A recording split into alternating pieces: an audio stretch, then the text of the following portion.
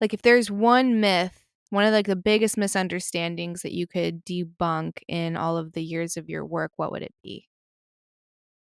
Well, one thing that I think is really important to talk about is the dirty T-shirt study or the smelly T-shirt study by Klaus Wedekind, who was a Swiss researcher. Probably 20 years ago now, he was thinking about the fact that you'll often hear women say, talking about, a man that they've met recently, women say things like, well, he's a really nice guy and he's attractive and he's good in bed but he just doesn't smell right. You'll never hear a guy say that. I mean, very rarely, right? And Klaus Wedekind was thinking, he's a immunity researcher, and he was thinking, well, women have a sense of smell much more acute than men's. So it makes sense that they would be more tuned in to smell than men are. But why? Why do they, getting back to the beginning of our conversation, is there an evolutionary reason for this, for women to have? And the conventional view is, well, when a woman's pregnant, it's very important what food she eats because some food might be damaging to the fetus. And, so her sense of smell is important. Yeah, okay, that makes sense. But it isn't just when they're pregnant, it's all the time. And it seems to be tied into mate selection somehow. So his hypothesis was maybe women are picking up information about men's immune systems from their smell. So what he did, there's something called the Major Histocompatibility Index, which is, for the sake of illustration, we'll say that there are 5 different kinds or classes of pathogens that attack our immune system. And so we have 5 different responses, right? So what he did was he found men who were high in 4 and low in one of those 5 categories.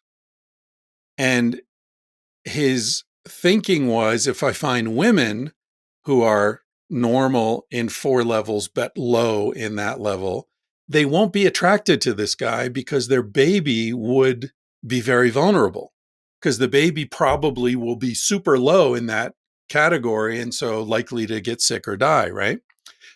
So he had these guys wear T-shirts for 5 days and nights, no showers, no deodorant, nothing, just T-shirt and body odor.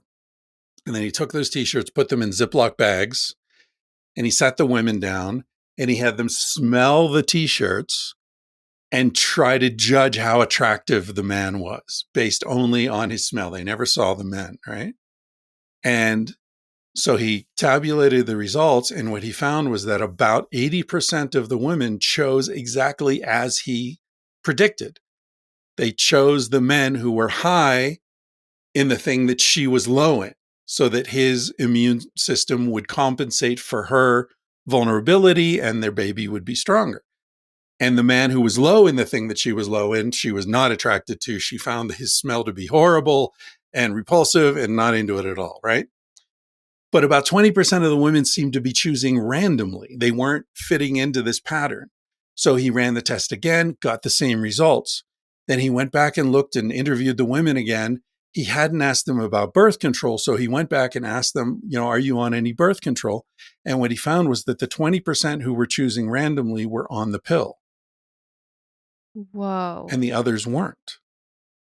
So imagine, and it makes sense, right? Because the pill Yeah. convinces your body that you're already pregnant. So if you're Mm-hmm. already pregnant, it doesn't matter what the guys smell like. You're not going to get pregnant again, and until you've had the baby or whatever. So how many relationships? The woman's on the pill. She meets the dude, good sense of humor. They both like Thai food and, Louis C.K. or whatever. And they get together, they get married or whatever, they form a relationship, decide they're going to have a baby. She goes off the pill. She has the baby. Baby's born. Okay. Now this dude stinks. She doesn't want to be anywhere near him, right? It's not his Mhm. fault. It's not her fault.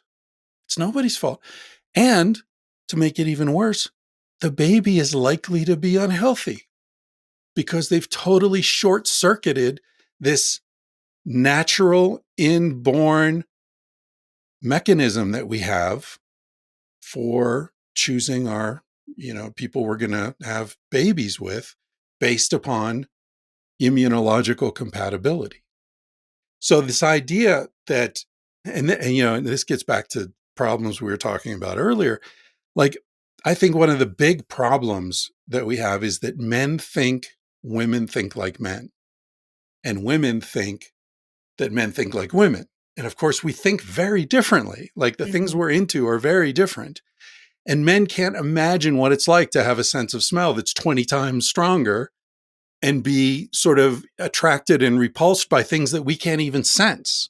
Mhm. So, like, a guy will go out and have sex with a woman and come home and be surprised that his wife like knows. Of course she knows. She smells it on you, dude. It's like you're, trying to walk by a dog with a steak in your pocket and think the dog's not going to notice. Like you're in totally different worlds.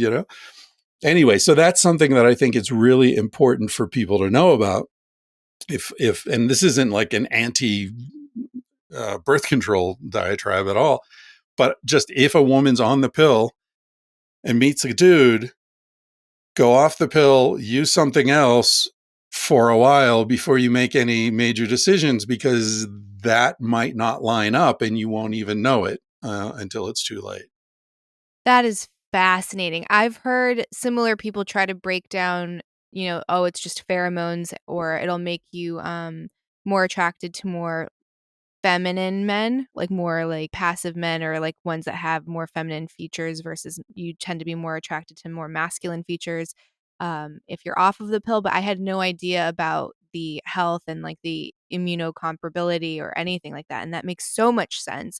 And I love this era that we're in where people are kind of really unpacking birth control and we're really understanding everything that goes into taking it. And again, it's not anti pill, but it's just conscious consent and knowing everything that you're signing up for. Because I know when I started, they just said, "Oh, this will make your skin great and your cramps go away." That was it. Like they didn't tell you increased risk of stroke or synthetically altering your hormones. That could be issues down the road for autoimmunity. None of that was, given to us. So I think that is super valuable. Thank you so much for sharing. And yeah, ladies, I would pay attention to that.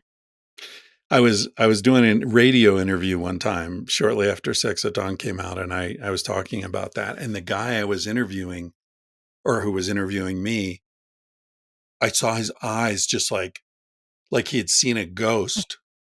He was just sitting there like, his mouth was open, and he started like pointing at himself while I'm talking, right? I'm like in the middle of, trying to explain the research and all this. And he's like, oh, and after the interview, as soon as we stopped shortly after that, and after he turned off the mics, he was like, dude, you just explained the failure of my marriage.